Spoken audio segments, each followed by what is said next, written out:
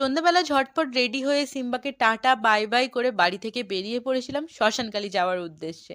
আমাদের এখানে শ্মশানকালী মন্দিরটা খুবই জাগ্রত, আর প্রতি অমাবস্যায় ওখানে পুজো হয়ে থাকে, সবাই যায়। এটা আমার সেকেন্ড টাইম ছিল, এর আগে একবার গিয়েছিলাম বাট আমি মন্দিরে উঠতে পারিনি। আর এটা আমার সেকেন্ড টাইম। তো এইবার আমি মন্দিরে উঠবো একদম ঠিক করেই নিয়েছিলাম, আর মন্দিরে উঠেও ছিলাম। অনেকটা ফাঁকা ছিল মন্দির, আরামসে ঠাকুরের দর্শন করতে পেরেছি। আর মন্দিরটা খুবই খুবই সুন্দর ছিল।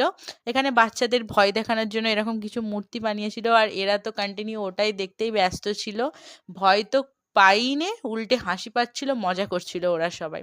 তারপর সামনে ফাংশন হচ্ছিল, আর একটু ছোট্ট মতো মেলা বসেছিল।